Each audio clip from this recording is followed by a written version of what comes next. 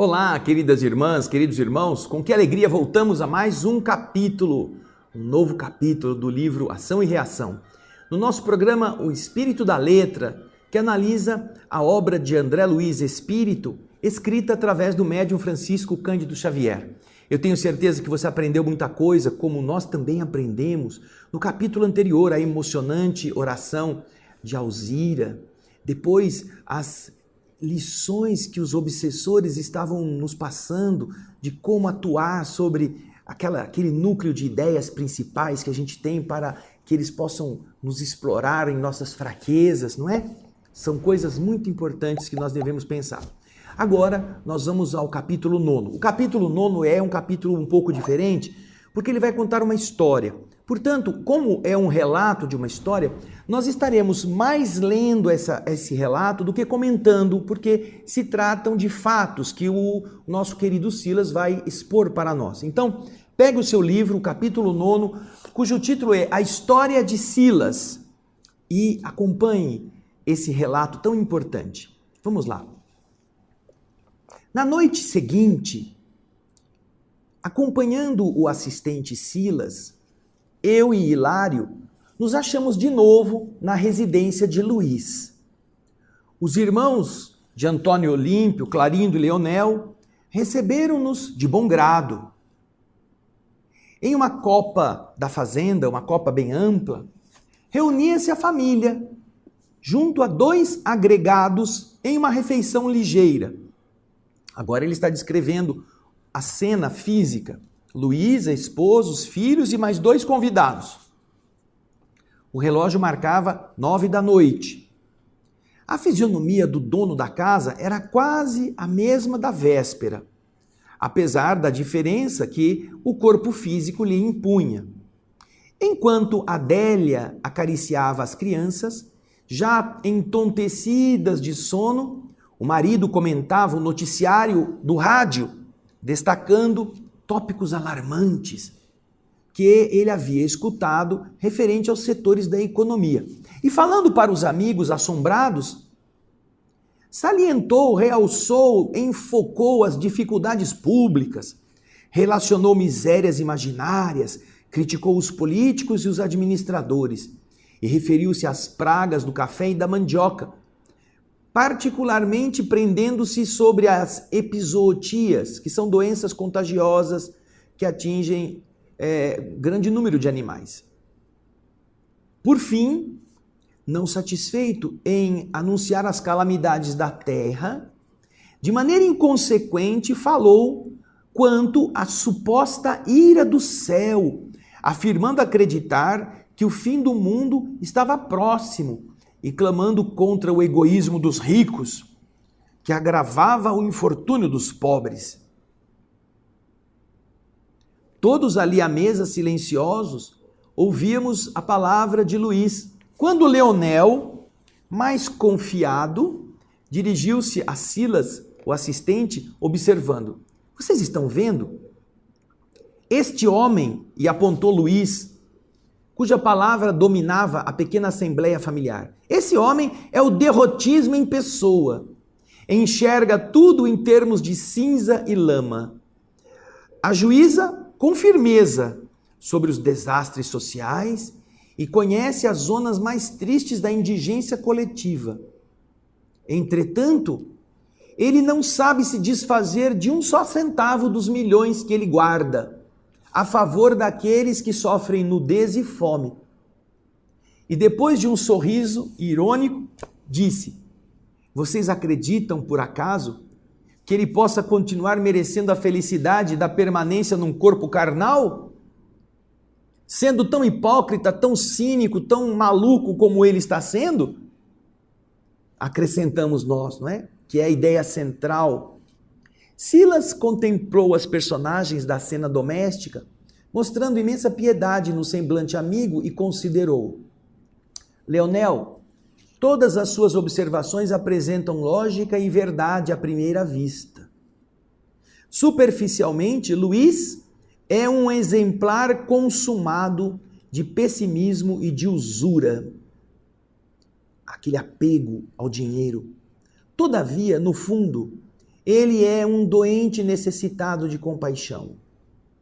Existem moléstias da alma que arruinam a mente por tempo indeterminado. Quem seria este Luiz, se fosse amparado por outras influências? Espiritualmente abafado entre as visões da fortuna terrestre com que nós o assediamos o pensamento, o infeliz perdeu o contato com os livros nobres e com as nobres companhias. Tem a socorrê-lo apenas a religião domingueira dos crentes, que se julgam exonerados, livres de qualquer obrigação para com a fé, desde que participem da missa, do ofício de adoração a Deus, no fim de cada semana. Quem poderia prever-lhe as mudanças benéficas, desde que pudesse receber outro tipo de assistência? Quem não poderia dizer que ele seria outra pessoa? Aí André fala, Clarindo e Leonel ouviram as ponderações como se fossem apunhalados no âmago, tal a expressão de revolta que lhes assomou ao olhar coruscante, faiscante. E então, Leonel exclamou, ele é o Pai, ele e o Pai são os nossos devedores, os dois nos roubaram, os dois nos assassinaram. Disse com uma inflexão da criança voluntariosa e inteligente que se vê contrariada em seus caprichos. E o assistente lhe responde, e o que vocês desejam que eles façam? Ah, eles têm que nos pagar, eles têm que pagar, gritou Clarindo, fechando os punhos. E Silas continuou conversando. Sim, você tem razão, pagar é o verbo próprio. Contudo, me diz uma coisa, como é que pode o devedor resgatar a dívida quando o credor lhe tira todas as possibilidades de quitar os débitos? Que a nós mesmos cabe sanar os males de que somos autores, não temos nenhuma dúvida. Entretanto, se nos compete corrigir hoje uma estrada que ontem desorganizamos, como proceder a essa corrigenda se nos cortam as próprias mãos agora? O próprio Cristo nos aconselhou, ajudai os vossos inimigos. Aqui cabe um esclarecimento que o próprio autor espiritual faz na nota de rodapé. Ao invés de ele falar amai os vossos inimigos, como está na Bíblia, ele diz ajudai os vossos inimigos, porque a palavra amar naquela situação seria mal entendida, seria interpretada de uma forma errada pelos dois que estavam querendo prejudicar tanto o Antônio Olímpio, que foi o pai que os matou, quanto o filho. Então ele usa essa expressão de uma forma atenuada como ajudai os vossos inimigos, tá bem? Isso é que André Luiz está explicando. Mas vamos voltar ao texto. Muitas vezes, penso que semelhante afirmativa de ajudai os vossos inimigos, corretamente interpretada, quer dizer o seguinte, ajudai os vossos inimigos para que eles possam pagar as dívidas em que se emaranharam, restaurando o equilíbrio da vida, no qual tanto eles quanto nós, quanto vocês, serão beneficiados pela paz. Aí André conta que ele percebia que o assistente, com a simpatia conquistada na véspera e com a argumentação despretensiosa e límpida,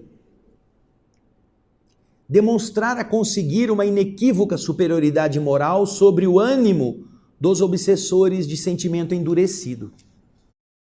Ainda assim, Leonel perguntou com uma ponta de receio.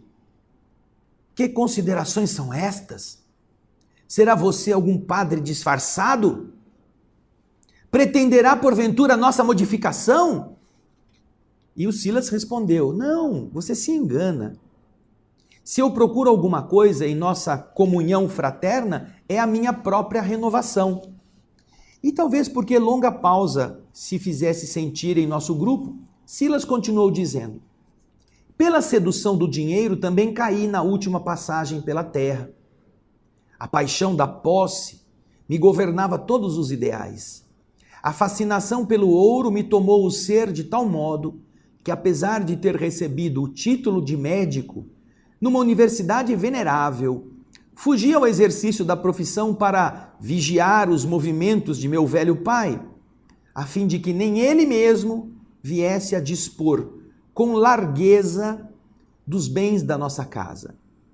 O apego às nossas propriedades e aos nossos haveres me transformou num réprobo, num excluído do paraíso familiar, convertendo-me ainda em um algoz e um perseguidor intratável, naturalmente odiado por todos os que viviam sob o nosso comando no vasto círculo de minha temporária dominação. Para amontoar moedas e multiplicar lucros fáceis, comecei pela crueldade e acabei nas malhas do crime. Abominei a amizade, desprezei os fracos e os pobres, e no temor de perder a fortuna cuja posse total eu ambicionava, não hesitei, não titubeei em adotar a delinquência como sócia infernal de meu terrível caminho. Aí André fala assim, nossa, ouvindo essas palavras, enorme surpresa me tomou de improviso. Será que Silas estaria falando assim, como se isso fosse verdade? Ou estava utilizando naquele momento de recursos extremos, incriminando sem culpa a si mesmo, para regenerar os carrascos que nos ouviam? Será que ele está inventando isso só para os outros ficarem assim, impressionados? De qualquer modo, diz André, eu e Hilário havíamos prometido não comprometer a sua tarefa e por isso, de maneira silenciosa, nos limitamos a escutá-lo com atenção. Sentindo certamente que Leonel e Clarindo se mostravam um tanto comovidos, dando oportunidade à assimilação de novos pensamentos, Silas então nos convidou todos a sairmos daquele ambiente. Ele queria dizer-nos algo da sua experiência, mas preferia conversar conosco diante do altar abençoado da noite, a fim de que a sua memória pudesse evocar tranquilamente os fatos que ele buscaria relatar. Lá fora da casa, as constelações resplendiam como lares pendurados da criação, e o vento perfumado corria rápido como quem se propunha transportar-nos a oração ou a palavra para a glória do céu. Incapaz de penetrar o verdadeiro sentido da inesperada atitude que Silas vinha assumindo naquele momento, eu o notei efetivamente emocionado, como se ele fixasse os olhos da alma em painéis distantes. Clarindo e Leonel, naturalmente dominados pela simpatia que se irradiava do semblante de Silas, também o observavam submissos. E Silas então começou em voz pausada, começou a contar a sua história. Ele diz o seguinte: tanto quanto posso recordar com a minha memória atual, eu me lembro de que em minha última viagem pelos domínios da carne, desde a meninice, me entreguei à paixão pelo dinheiro, o que hoje me confere a certeza de que, por muitas e muitas vezes, fui usurário terrível entre os homens da terra. Hoje sei, por informações de instrutores abnegados, que, como de outras ocasiões, renasci na última existência num lar favorecido, bafejado por grande fortuna, com a finalidade de sofrer a tentação do ouro abundante e vencê-la, graças aos golpes de vontade firme na plantação incessante do amor fraterno, porém caindo, fracassando lamentavelmente por minha infelicidade. Era eu o filho único de um homem probo, um homem honrado, que havia herdado dos seus antepassados, dos seus avoengos, bens consideráveis. Meu pai era um advogado correto, que por excesso de conforto não se dedicava aos trabalhos, às ocupações da sua profissão, mas, profundamente estudioso, vivia rodeado de livros raros, entre obrigações sociais que, de alguma sorte, lhe tiravam a personalidade, lhe afastavam os seus pensamentos das cogitações da fé. Ele não era muito ligado à religião, Minha mãe, porém, era católica romana, de pensamento fervoroso e digno. E embora, sem descer conosco a qualquer disputa na esfera da devoção, tentava nos incutir, nos convencer sobre o dever da beneficência.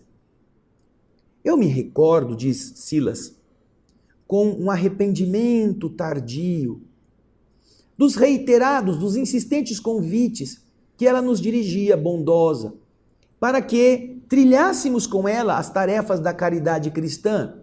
Convites esses que meu pai e eu recusávamos, sem discrepância, estávamos em acordo nesse aspecto, encastelados em nossa irreverência convencida, enfatuada. Irreverência que, além disso, também era aquela irreverência risonha. Não, muito obrigado, vai você precisa disso. Minha genitora cedo percebeu que meu pobre espírito trazia consigo aquela marca, aquele azinhavre, aquela corrosão da usura, da avareza. E reconhecendo que lhe seria extremamente difícil a ela colaborar na renovação íntima do meu pai, que era um homem já feito e desde a infância habituado à dominação financeira, ela concentrava, porém, em mim os seus propósitos de elevação. Para conseguir isto, me estimulou ao gosto pelo estudo da medicina, alegando que ao lado do sofrimento humano eu poderia encontrar as melhores oportunidades de auxílio ao próximo, me tornando agradável a Deus, ainda mesmo que não fosse possível a mim entesourar os recursos da fé. Mesmo que eu não fosse de igreja, eu poderia fazer o bem ao meu semelhante. E era isso que ela esperava que acontecesse, na medida em que eu fosse me dedicando à medicina. Aí ele continua contando. No íntimo, dentro de mim mesmo, eu zombava, eu escarnecia dessas sagradas esperanças da minha mãe, que era para mim a criatura mais querida ao espírito. Contudo, sem poder resistir-lhe ao cerco afetivo, me consagrei à carreira médica, muito mais interessado em explorar os doentes ricos, cujos sofrimentos do corpo indiscutivelmente me permitiriam amplas vantagens materiais. Entretanto, nas vésperas da vitória estudantil esperada, quando eu me formaria como médico, minha mãe, relativamente moça, despediu-se da experiência física, vítima de um acidente da angina, uma enfermidade cardíaca, um infarto, uma ruptura. Nossa dor foi enorme. Recebi meu diploma de medicina como se me fora ele detestada lembrança. E apesar dos estímulos da bondade do meu pai, não cheguei a ingressar na prática da profissão que eu havia conquistado. Eu me recolhi à intimidade doméstica, de onde eu saía tão somente para as estações de entretenimento e de repouso. Então, mais que nunca, chafurdado na sovinice, atolado na avareza, porquanto acompanhei o inventário de minha mãe com uma vigilância tão rigorosa que as minhas estranhas atitudes chegaram a surpreender meu próprio pai, egoísta e displicente, mas nunca avarento quanto eu. Compreendi que a fortuna herdada me situava, e aí para minha desgraça moral, não é? Acima de qualquer necessidade da vida física, não precisaria me preocupar com nada, por largos anos, desde que eu não me entregasse à dissipação da riqueza. Não precisaria ter problemas de ganhar dinheiro, se eu não gastasse esbanjando irresponsavelmente. Ainda com isto, ainda assim, quando vi meu pai inclinado a se casar novamente, quase aos 60 anos de idade, eu fiz tudo o que eu pude indiretamente para tirar esta ideia da sua cabeça, afastando-o de tal propósito. Ele, porém, era um homem resoluto nas decisões. E então casou-se com Aída, uma jovem da minha idade, que mal se avizinhava dos 30 anos. Recebia a madrasta como intrusa em nosso campo doméstico. E tomando-a por uma aventureira comum, tomando-a como alguém que estava ali só para pegar o dinheiro do velho, a caça de fortuna fácil, eu jurei que me vingaria dela. Apesar das carinhosas requisições do casal, e não obstante o tratamento gentil que a moça pobre, essa infeliz mulher, me dispensava, eu exibia sempre uma desculpa para fugir da sua convivência. O novo matrimônio, no entanto, passou a exigir do marido, o meu pai, mais amplos sacrifícios no mundo social. E Aída, mais jovem, não pretendia afastar-se da sociedade. E foi assim que, ao término de alguns meses, meu genitor era obrigado a procurar o socorro médico, recolhendo-se então a um necessário repouso. Acompanhava eu a sua decadência orgânica, carregando-me de vivas apreensões, de vivas preocupações. Porém, veja só, não era a saúde do pai que me feria a imaginação, mas sim a extensa reserva financeira de nossa casa. Na hipótese de um falecimento repentino do homem que me dera a vida física, de modo algum eu aceitaria partilhar a herança com a mulher que aos meus olhos indevidamente ocupava o espaço da minha mãe. O assistente fez uma longa pausa, enquanto nós olhávamos nele o semblante melancólico. De mim mesmo, atônito, diante do que me era dado ouvir, no íntimo eu perguntava se tudo aquilo de fato havia acontecido. Será que Silas havia realmente sido o homem a quem se referia? Ou estava compondo aquela história para alterar o ânimo dos perseguidores? Mas eu fiquei com isso, porque não pude fazer qualquer interrogação. Porque o nosso amigo, como que desejando se castigar com a dolorosa confissão, prosseguiu dando detalhes. Diz então Silas: passei a arquitetar um plano delituoso, ou planos delituosos, sobre a melhor maneira de afastar, eliminar Aída de qualquer possibilidade de ingresso futuro ao nosso patrimônio, e que não fosse capaz de melindrar meu pai doente. Não queria que o velho soubesse que eu estava querendo fazer isso. E nos projetos criminosos que vinham à minha cabeça, a própria morte da madrasta comparecia como solução. Entretanto, como eu poderia suprimi-la sem causar maior sofrimento ao doente que eu desejava conservar?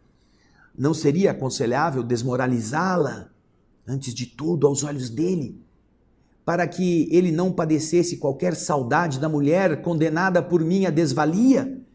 Se ele se desencantasse, não seria melhor? Eu então tramava no silêncio e na sombra, quando uma ocasião que fosse propícia veio ao meu encontro. Meu pai foi convidado a comparecer com a sua esposa numa festividade pública, mas ele me chamou e pediu para que eu acompanhasse a ida, representando o pai pela autoridade. Pela primeira vez aceitei com prazer. Pretendia conhecer Aída agora mais de perto, as suas afeições. Negros propósitos, funestas ideias nasciam-me do crânio.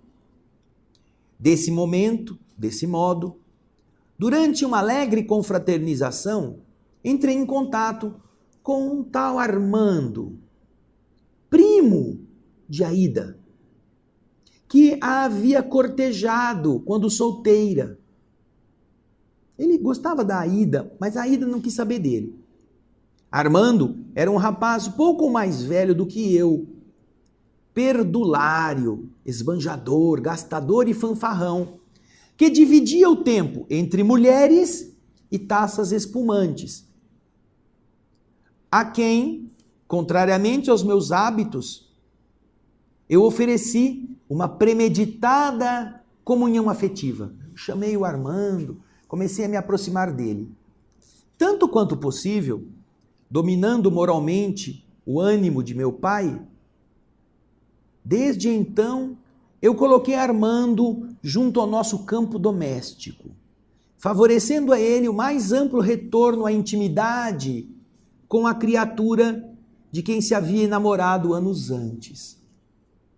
A praia, o teatro, o cinema, bem como passeios de variados tipos, eram agora os pontos costumeiros de nossa presença, nos quais, intencionalmente, eu atirava os dois primos, um no braço do outro. Aida não me percebeu a manobra, e embora resistisse por mais de um ano à galanteria do companheiro, acabou por ceder à constante ofensiva dele. Eu, Silas está falando, não é? Fingi que desconhecia as relações, até que eu pudesse conduzir meu pai ao testemunho direto dos acontecimentos. Eu inventava jogos e distrações para prender o sedutor em nossa casa. Captei-lhe a confiança absoluta, de modo a usá-lo como peça importante em meu criminoso ardil. E certa noite, em que, cauteloso, aparentei completa ausência de nossa casa, sabendo que os amantes estavam em um encontro íntimo em um determinado aposento, contíguo, ligado, próximo ao meu, ao invés de sair de casa, eu fui até meu pai, em seu quarto de doente, e fingindo, mascarando-me com a intensa dignidade ofendida, eu o chamei a brios, eu o chamei a sua honra. Você é homem ou não é? Tem sangue de barata? Numa exposição rápida do que estava acontecendo. Ali, perto de você, do seu nariz, a sua mulher está transando, está tendo um caso com o outro fulano. Meu pai ouviu branco, lívido e, obviamente, trêmulo. Exigiu provas. E eu nada mais fiz do que conduzir meu pai cambaleante até a porta do quarto, cujo fecho eu próprio havia deixado enfraquecido.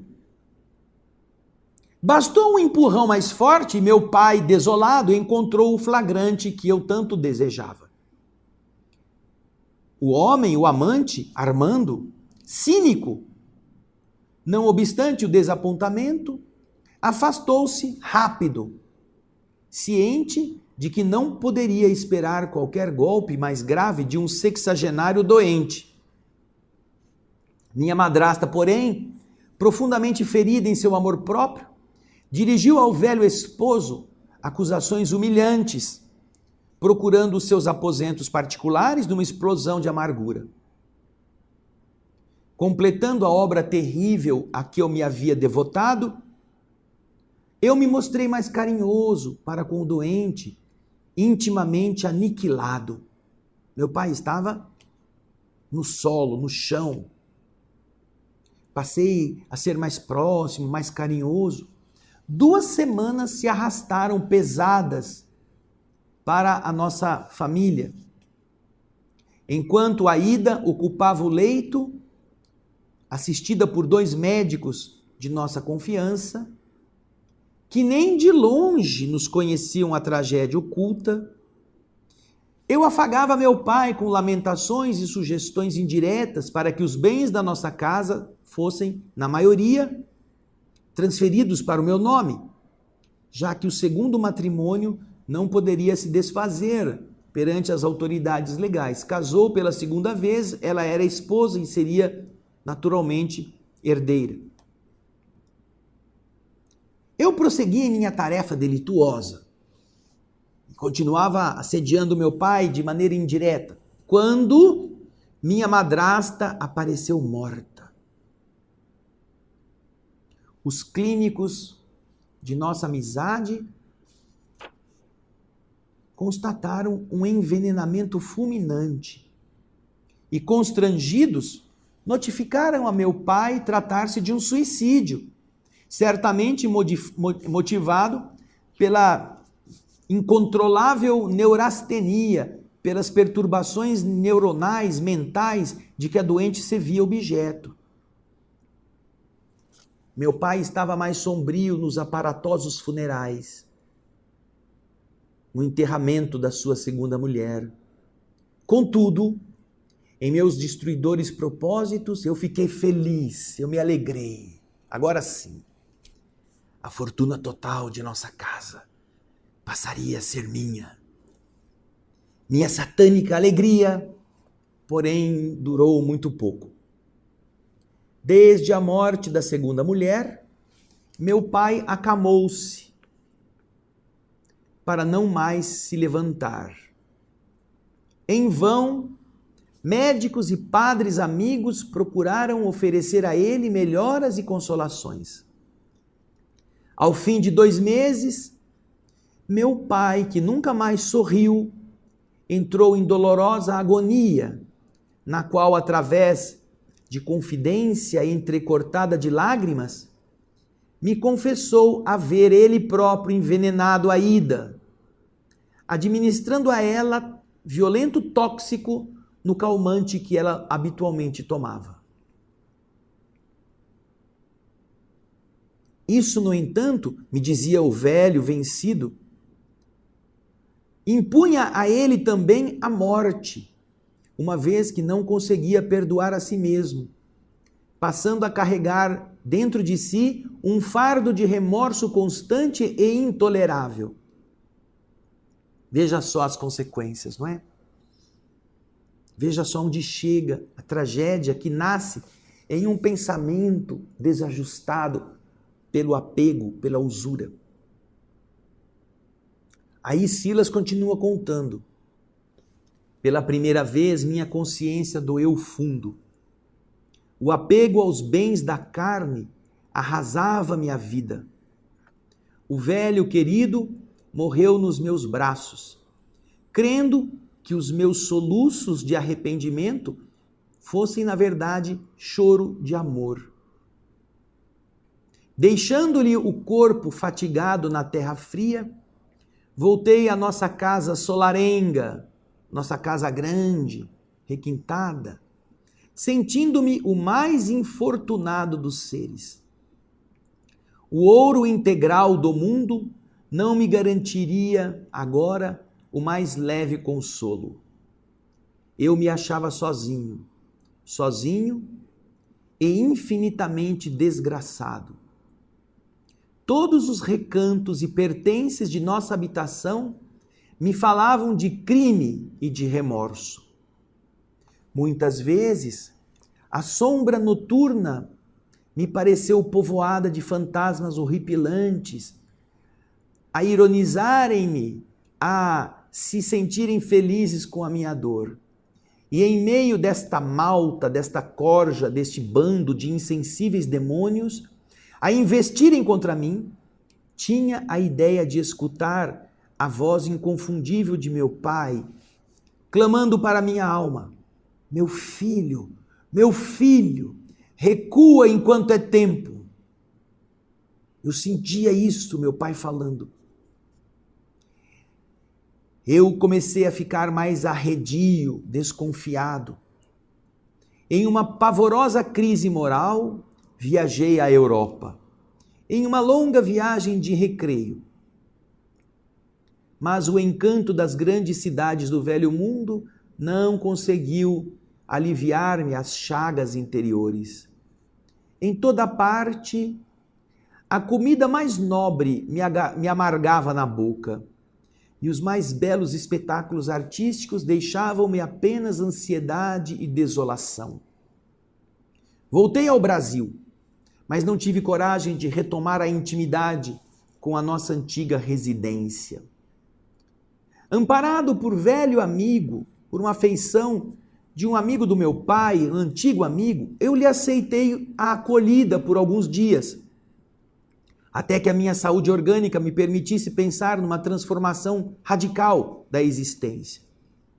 Embalado pelo carinho familiar daquele amigo, deixei que longos meses passassem, tentando a não merecida fuga mental.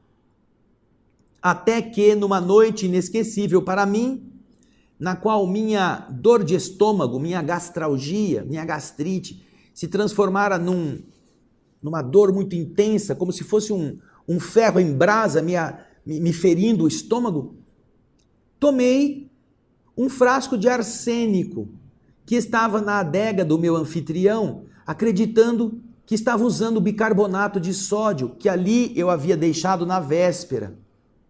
Ele confundiu-se, deixou o bicarbonato e quando foi pegar, pegou um veneno.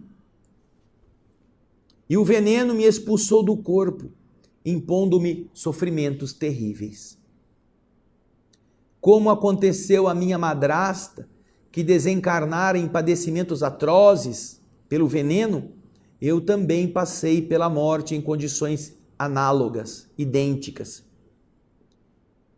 E os amigos que me asilavam no templo doméstico, aquele amigo antigo do meu pai que me deu guarida, desconhecendo o equívoco de que eu fora vítima, em vez de tomar o bicarbonato, tomei o arsênico, imaginaram, admitiram, sem qualquer sombra de dúvida, que eu havia buscado no suicídio a extinção das penas morais que me castigavam a alma de um moço rico e entediado da vida, segundo a versão que eles deram curso ao conhecimento dos demais. Silas relanceou o olhar tristonho sobre nós, como quem procurava o efeito de suas palavras, e disse: isso, porém, não bastou para eu pagar minhas tremendas culpas. Dementado, depois do sepulcro, atravessei meses cruéis de terror e desequilíbrio, entre os quadros vivos que se exteriorizavam da minha mente algemada as criações que ela mesma fizera, até que então fui socorrido por amigos de meu pai. Meu pai, que se achava igualmente a caminho de sua recuperação. E unindo-me a ele, passei a empenhar todas as minhas energias para a preparação do futuro. E depois de alguns instantes de pesado silêncio, ele concluiu: como vocês podem ver, a fascinação pelo ouro foi o motivo de minha perda. Tenho necessidade de grande esforço no bem e de fé vigorosa para não cair outra vez, porquanto é indispensável que eu me consagre à nova experiência entre os homens. Eu precisarei renascer. Eu precisarei voltar.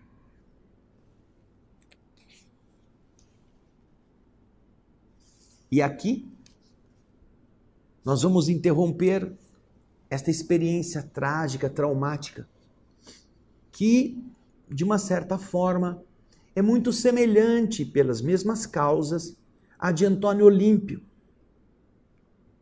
É sempre o desejo de pegar para si e alijar os outros. Mas isso vai gerar, como gerou no caso do Antônio Olímpio e no caso do Silas, toda uma cadeia de eventos trágicos, que uma vez que você dispara, é como sabe aquele jogo de dominó que o povo põe centenas, milhares de peças, e que depois você derruba uma, e o resto vai caindo sozinho? Aí você quase não tem mais como impedir que os dominós se derrubem uns aos outros. Ele queria afastar a mulher, então pensou num plano ardiloso, num plano astuto, não para demonstrar o que ele queria, mas para jogar o pai contra a mulher. E usou a fraqueza emocional, usou aquilo que todos nós temos, que é a debilidade, ou a carência, ou a falta, ou o apego a pessoas que também fazem parte de nossa história. Em algum motivo, existe aquilo que o Armando e a Aida tinham de aproximação, e com base nisso, ele faz aquilo que ele queria. Só que a partir daí, o pai toma uma atitude. Ele não pensava que o pai fosse fazer aquilo. Pensava apenas que queria que os bens viessem para o seu nome e a Aida fosse expulsa. Mas o pai, ferido nos brios, envenena a moça. Ora, que culpa ela tinha? Nenhuma. A culpa era do filho, que parecia o inocente. O pai envenena a moça e se culpa pelo envenenamento. Entra em desgraça consigo mesmo, carrega no seu íntimo este peso. A moça morre. Os dois são responsáveis. O rapaz tenta consolar o pai e vai saber que a moça foi assassinada pelo pai às vésperas da morte do pai. O pai desencarna, o moço fica infeliz, a casa agora é assombrada por fantasmas da sua consciência e fantasmas reais que ali estavam envolvendo suas determinações nocivas. Ele tenta espairecer, viajar, gastar o seu dinheiro e não consegue. E aí, vítima de seu desajuste mental, o corpo começa a sofrer, a gastrite o ataca e ele vai tentar diminuí-la com algo que era um veneno, ao invés de ser um remédio, por engano. Será que esse engano não foi produzido pelos espíritos perturbadores que o acompanhavam? Toma veneno, pensando que é bicarbonato. Morre e aí se vê do outro lado, com as entidades, com a sua consciência que produziu todo aquele campo magnético trevoso. E por fim, depois de ser recolhido pelos amigos do pai, que estava já se recuperando, os dois se unem, sabendo que vão precisar reparar o mal que praticaram contra a Aida. Mas isso agora a gente vai esperar no próximo programa. Vejam só quantos dominós caíram depois que ele lançou a primeira pedrinha. Pense sempre que você vai cometer alguma coisa errada, deliberadamente. Pense, que consequências poderá haver disto? Não apenas naquela que você controla, mas em tudo aquilo que sai do seu controle. Porque de verdade, depois que você pica o papel e joga do alto de um prédio, não tem como você refazer a folha. Ela vai ser espalhada e aí as coisas vão ficar muito piores. Pense nisto.